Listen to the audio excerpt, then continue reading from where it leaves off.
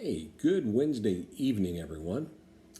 Today is November 1st, 2023, and we made payment number 7 today on the 2023 Chevrolet Bolt 1LT electric vehicle. Okay, and this is a part of an ongoing series to see if we can actually pay this car off in 1 year. Okay, again, took possession of it March 11th, I believe. So I'm pretty sure it's payment number 7. I'll triple check that. But so anyway, what I've got marked down here is I just want to update you in this series. We ended up having $67.80 interest on this payment, which brings our outstanding balance down to $15,167.98. Okay, again, that's $15,167.98. The total interest to date is $651.51. And again, to recap real quick, when I ordered my car in June of 2022, when I was going to finance a car, I checked and interest rates were 1.9% interest. But my car didn't come in for 9 months. So when it came in March of 2023, by then inflation had gone through the roof, and the best interest rate I could find was 4.99% interest on the car. Wasn't planning on that, wasn't preparing for that. It was very frustrating. So also on the quick recap, for those of you that haven't seen this series, I've got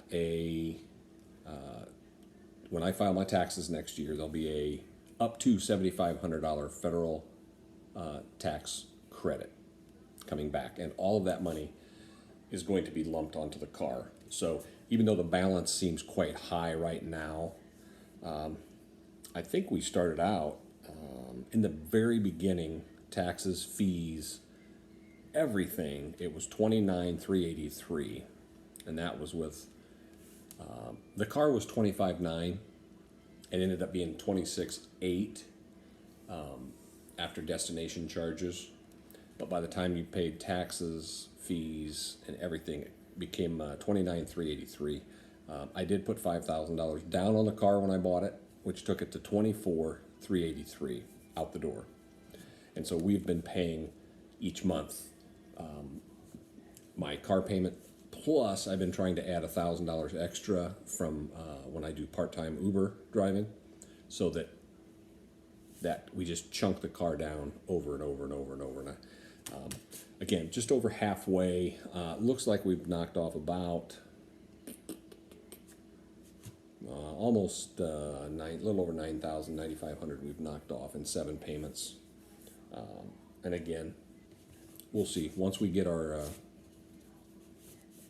the tax credit in the spring, and we chunk it down, we'll see where we're at again. See how close we are. Like many of you know, I was planning on Illinois having a $4,000 tax rebate check because it was there when I applied, when I ordered my car.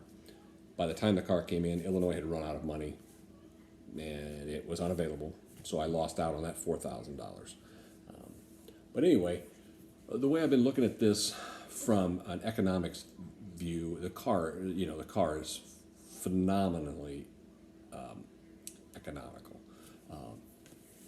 This winter, I think we're going to find out that it uses some more energy, and I don't know if I'll average, maybe only 120 miles per gallon this winter. I don't know. We'll get it figured out. We'll sort it. But currently, like all summer long, I was getting between 160 and 170, 160 to 170 miles per gallon every fill up, every charge. And for those that don't know, 33.7 kilowatts is equivalent to 1 gallon of gas. So for every 33.7 kilowatts you use, you've used 1 gallon of gas. So that's how I calculated it. And on my center screen, you can look back at some of my videos, but on my center screen, every time I charge my car up to 80%, 90%, or 100%, that center screen, I've got an area that resets to 0, and then it tells you how many kilowatts you're burning, how much you've used, how many miles you've went. It tells you everything. So with that, again, I just wanted to tell you this month's interest was $67.80 on my car payment. I'm showing that it was payment number 7. I'll triple check that. If there's any issues, I'll update that. And the balance currently is $15,167.98. Okay, I think that keeps us up to date. I appreciate all of the comments, the statements, things that have been coming in. Again, I have a very, very small channel, a lot of family and friends, and I appreciate that. And but it's growing, which is very nice. We appreciate that. So all of the likes and subscriptions, we greatly appreciate. So with that, everybody be safe out there and make good choices, people.